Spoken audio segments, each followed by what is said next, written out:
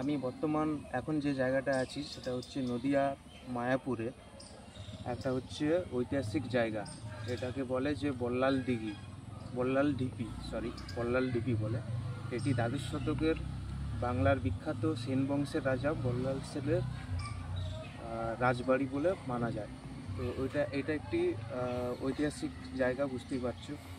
আর এটা হচ্ছে ঐতিহাসিকবিদরা এটা আবিষ্কার করেছে 1900 সামথিং 83-র দিকে এটা আবিষ্কার। এখন এটা মায়াপুরের ইস্কন মন্দিরের সাথে সাথে একটা বিখ্যাত পর্যটন কেন্দ্র গড়ে উঠেছে এখানে।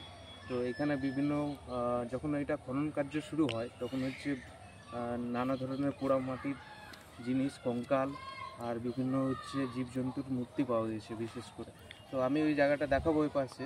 তো এই যে ইঁটগুলা দেখতে পাচ্ছি, ইঁটগুলা দেখে বোঝা যাচ্ছে যে অনেক দিনের পুরানো। আর এটি দ্বাদশ শতকের সময় এটি নির্মিত। পুরা রাজবাড়িটা দেখাবো।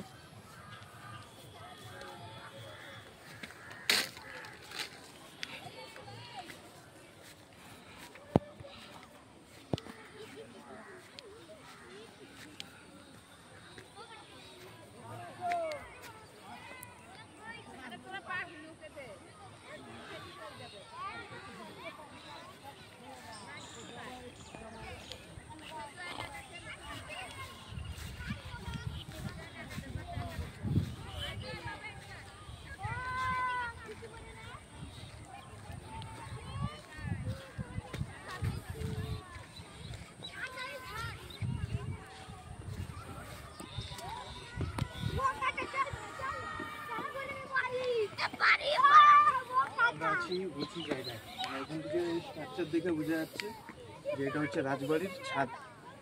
আর এটা দিয়ে যাওয়ার রাস্তা মানে একটু নিচের দিকে হয়ে গেছে। আর উপরে একটা পোড়া মাটির একটা কালো পাথরের তৈরি একটা মূর্তি আছে, যেটা থেকে হচ্ছে জল বেরোতো। মানে তখনকার দিনে একটা বিশেষ ইঞ্জিনিয়ারিং প্রসেসে ওটা ফোয়ারার মতো ছিল আর একটা নালার মতো ছিল। আর এটা মাটি পড়ে চাপা পড়ে গেছে। ইটগুলো বেশ সরু সরু। দাঁতানা মোগলবাড়ির মতো একটা জায়গা আছে যেখানেও এরকম খনন কার্যের সময় পাওয়া গেছিলো সেম আকৃতির, সেম টাইপের ইট। এই যে দেখতে পাচ্ছি আস্তে আস্তে আমরা নিচের দিকে ডাউনের দিকে যাচ্ছি।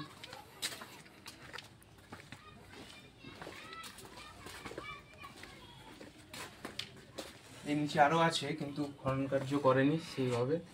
তো মোটামুটি যেটুকু করেছে সেটুকু বোঝা যাচ্ছে যে এটা রাজবাড়ির একদম পুরো উপরের পজিশন, মানে একদম ছাদ, উপর ছাদ যেটাকে বলে।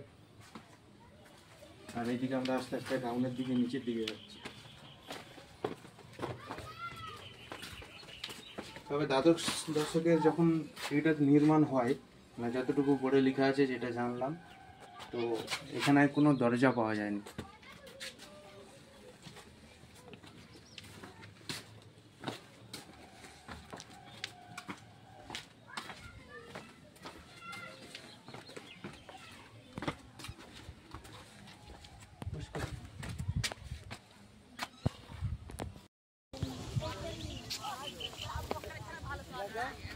পাথরের তৈরি।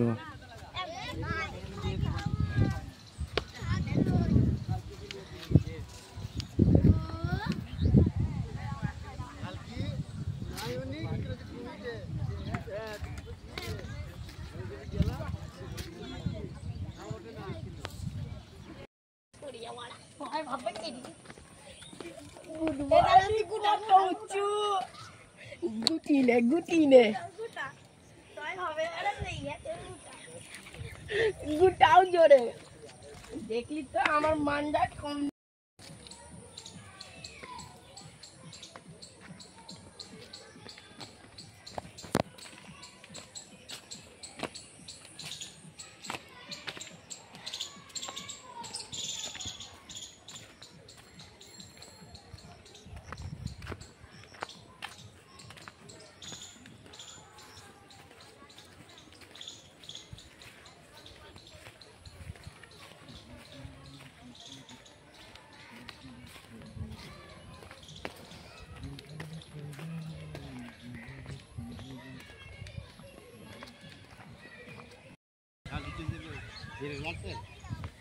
একটু বুঝিস লিখে